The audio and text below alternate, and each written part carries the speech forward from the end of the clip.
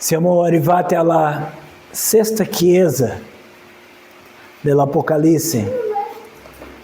Siamo in questa serie, la chiesa sotto esame, le 7 chiese dell'Apocalisse. E oggi studieremo sulla chiesa di Filadelfia, una chiesa sotto la grazia. E così possiamo parlare di perseveranza e ricompensa. Il testo di oggi, Apocalisse capitolo 3, faremo la lettura dal versetto 7 fino a 13.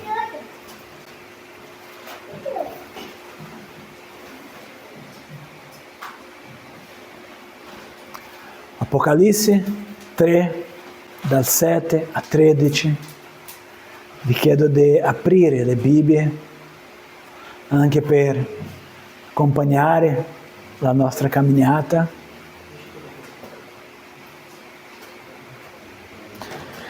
Dice così la parola del Signore.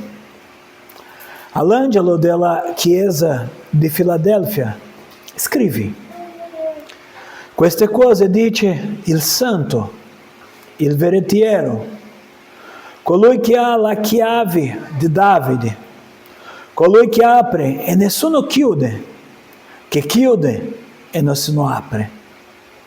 Io conosco le tue opere. Ecco, ti ho posto davanti una porta aperta che nessuno può chiudere. Perché pur avendo poca forza, hai serbato la mia parola e non hai rinnegato il mio nome. Ecco, ti do alcuni della sinagoga di Satana, i quali dicono di essere giudei e non lo sono, ma mentono. Ecco, io li farò venire a prostrarsi ai tuoi piedi per riconoscere che io ti ho amato, siccome hai osservato la mia esortazione alla costanza. Anch'io ti preserverò dall'ora della tentazione che sta per venire sul mondo intero, per mettere alla prova gli abitanti della terra. Io vengo presto, tieni fermamente quello che hai, perché nessuno ti tolga la tua corona. Chi vince, io lo porrò come colonna nel tempio del mio Dio, ed egli non ne uscirà mai più. Scriverò su di lui il nome del mio Dio, il nome della città del mio Dio, la nuova Gerusalemme che scende dal cielo, da preso il mio Dio, e il mio nuovo nome. Chi ha orecchie, ascolti ciò che lo Spirito dice alle chiese. Signore, siamo davanti alla tua santa parola. Siamo davanti al Dio potente, al Dio santo, che ha inviato queste lettere alle tue chiese al passato, ma che questi insegnamenti sono ancora vivi per il nostro tempo. E per questo, Signore, chiediamo la tua grazia affinché possiamo capire tutte le tue verità spirituali, affinché, Signore, possiamo vivere secondo la tua volontà, che è buona, perfetta, piacevole. Parla, Signore, ai nostri cuori. Noi ti chiediamo, nel nome di Gesù. Amen. Fratelli, a 1755 raccontasi una storia che in una piccola cittadina americana un gruppo di credenti iniziava a radunarsi per leggere la parola e pregare, senza pastori, né risorse, ma con grande zelo. Oggi quella piccola chiesa è una delle più missionarie nel suo paese. Quella chiesa che sembrava piccola, debole, semi-conosciuta, adesso è una chiesa che fa l'opera missionaria. E possiamo fare anche per noi, chiesa di Asti. Come una chiesa piccola, debole, può fare tanto impatto nel mondo. Questa lettera alla chiesa di Filadelfia risponde: la debolezza fedele è potenza nella mano di Dio.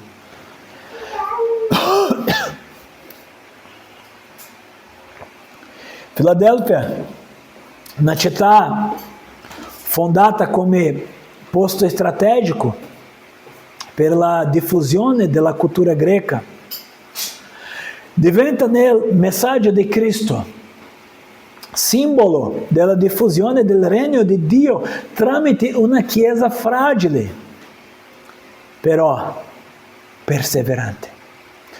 Questa chiesa di Filadelfia non riceve alcun rimprovero, è lodata per la sua fedeltà e riceve una promessa gloriosa. Giovanni ha scritto questa lettera a nome del Cristo glorificato a questa chiesa situata a Filadelfia, città di Lidia. Come ho detto, fondata per essere la porta della cultura greca in Asia. E guardate il significato del nome di quella chiesa, Filadelfia, amore fraterno. Questo risuona con la spiritualità di una comunità fedele e missionaria. Al versetto 7, il Signore si presenta come il santo, il veritiero, colui che ha la chiave di Davide. E qui abbiamo parole che credo io che al senso originale dal greco aggiungono più forza al senso, perché la parola santo in greco agios richiama un attributo divino per eccellenza che è riservato a Dio nell'Antico Testamento. Così il Signore dice: io e solo io sono questo santo, questo vero santo che scrive a questa chiesa. Dopo, veritiero, 7? Giusto, il veritiero, che nel greco, aletinos, enfatizza l'integrità e fedeltà di Cristo, in contrasto con l'inganno del mondo. E dopo dice che è quello che c'è, la chiave di Davide. Questo allude a Isaia 22, confermando che Gesù Cristo c'è l'autorità messianica, regale, per aprire e chiudere le porte della salvezza e del servizio. E così, fratelli, davanti a questa chiesa di Filadelfia, possiamo imparare che questa chiesa ci mostra che la forza spirituale non risiede nella grandezza o nel potere umano, ma nella fedeltà alla parola di Cristo e alla costanza sotto prova. E la domanda che dobbiamo ci fare stamattina è: come può una chiesa o un credente, nel nostro caso personale, restare fedele in un mondo ostile e anche ricevere l'approvazione del Signore Gesù? La prima verità che possiamo imparare con questa chiesa e che Gesù apre porte alla Chiesa fedele.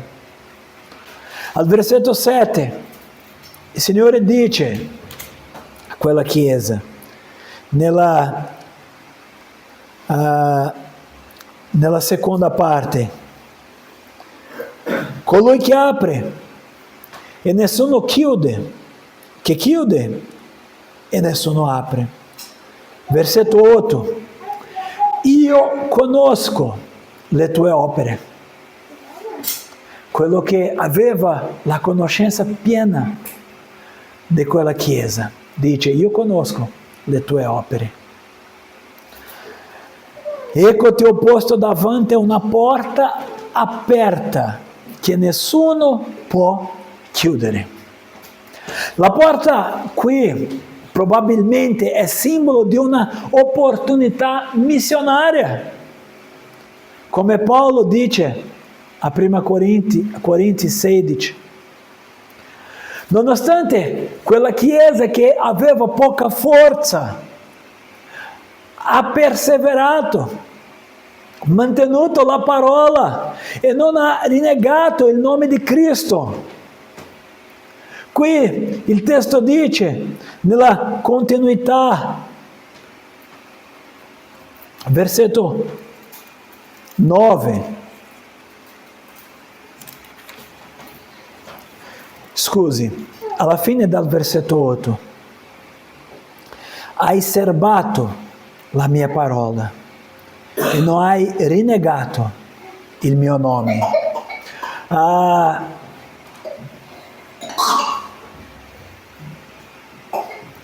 Qui il senso di hai serbato implica non solo conoscere la parola. Quella Chiesa conosceva la parola del Signore, ma non solo conosceva come una conoscenza intellettuale, ma osservava diligentemente questa parola.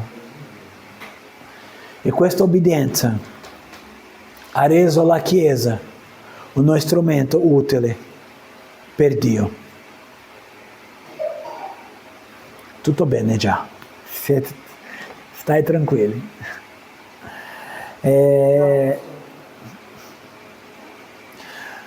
Un scrittore di un commentario biblico, Matthew Henry, osserva: la fedeltà nelle piccole cose apre grandi porte del servizio.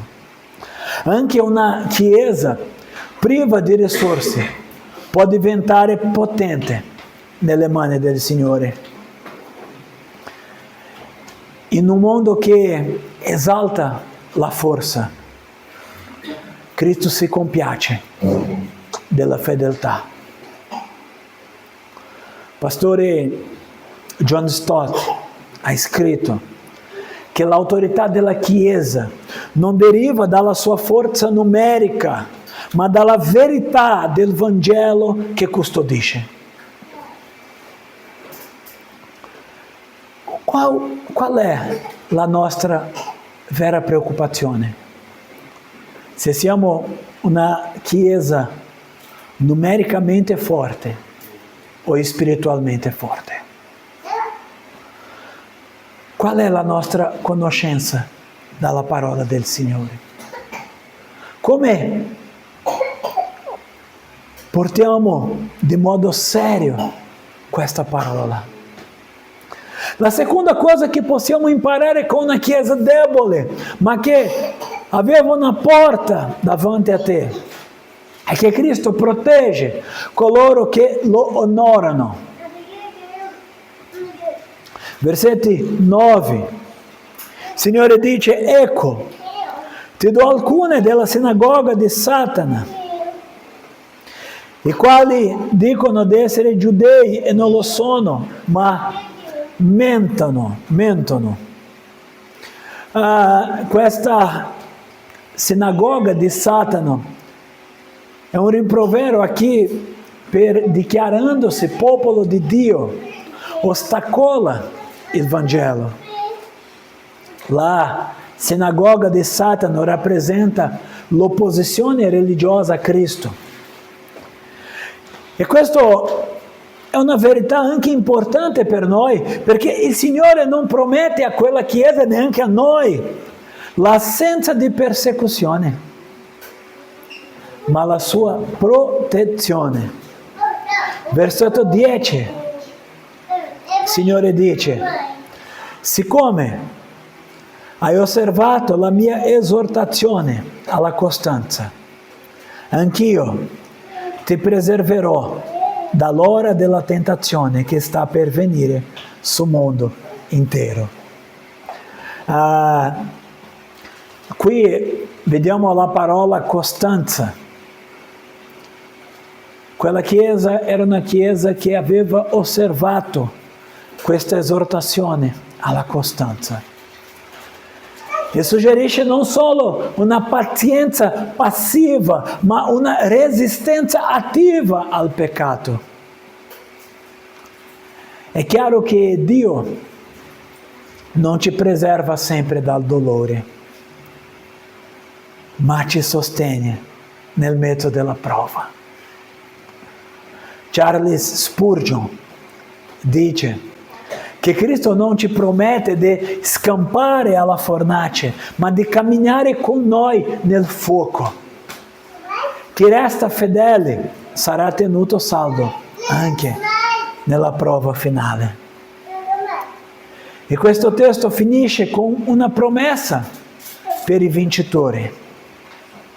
Versetto 11 a 13. Io vengo presto, tieni fermamente quello che hai, perché nessuno ti tolga la tua corona. Chi vince, io lo porrò come colonna nel tempio del mio Dio, ed egli non ne uscirà mai più.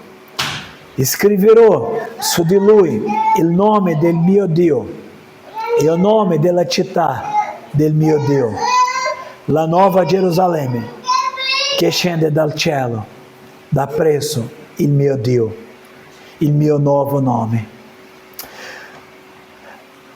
Cristo chiude questa esortazione, questa parola, con una esortazione urgente. Io vengo presto, tieni fermamente quello che hai. Una chiamata a perseverare. L'idea qui è: resta saldo, continua nella fede, non cedere allo scoraggiamento, perché la promessa è sublime. Io lo porrò come colonna nel tempio del mio Dio. La colonna era un simbolo di stabilità, permanenza, anche onore. Chi vince non sarà più sradicato, ma parte integrante della presenza eterna di Dio. Riceverà il nome di Dio, della città di Cristo stesso, segni di identità, appartenenza e comunione eterna. Anche noi dobbiamo ascoltare questa esortazione. Io vengo presto, tieni fermamente quello che hai. Dobbiamo restare saldi, dobbiamo continuare nella fede, nella camminata cristiana. Sicuramente il nostro mondo porterà per noi scoraggiamenti. Sentiremo le persone dire: questa è una bugia. Questa è una follia. Ma noi dobbiamo tenere fermamente queste verità, perché sono verità eterne. E se noi osserviamo questa chiamata, anche possiamo ricevere questa promessa. Giovanni Calvino commenta che Dio onora i suoi con titoli che mostrano la loro unione eterna con Cristo. È una gloria ricevuta per grazia, non per merito. Questa è la nostra speranza, non in ciò che siamo ora, ma in ciò che saremo per la grazia del Redentore. La Chiesa di Filadelfia ci insegna che la vera forza non risiede nei numeri né nel prestigio, ma nella nostra fedeltà quotidiana alla parola. Dio apre porte a chi lo onora, protegge chi lo serve con fedeltà e promette gloria a chi persevera. La buona notizia è che questa promessa non è per i forti, ma per i fedeli. Cristo ha aperto la porta della salvezza, morendo sulla croce per i nostri peccati. Oggi quella porta è ancora aperta. Se siamo stanchi, smarriti, lontani da Dio, dobbiamo sapere che nessuno può chiudere la porta che Cristo ha aperto. In questa porta possiamo entrare, credere e ricevere la vita eterna, che possiamo ottenere quello che abbiamo, che possiamo restare fedeli davanti al Signore, che questo modello, questo esempio della Chiesa di Filadelfia possa essere per noi un bel esempio di restare saldi in mezzo alle lotte, in mezzo alle difficoltà. Che il Signore possa aiutarci. Preghiamo. Signore, noi ti ringraziamo per la tua parola, perché la tua parola è la verità. Ti ringraziamo, Signore, perché tu hai messo anche davanti a noi una porta aperta. Abbiamo, Signore, questa preziosa opportunità come ambasciatori di Cristo, proclamare le tue verità. Ma per questo, Signore, abbiamo bisogno di restare saldi. Abbiamo bisogno, Signore, di restare fedeli alla tua parola, alle tue verità, a esaminare, Signore, ogni giorno le tue verità, a camminare, Signore, davanti a te con sapienza. Aiutaci, Signore, a vivere la tua parola con saggezza e con grazia. Noi ti preghiamo, nel nome di Gesù. Amen.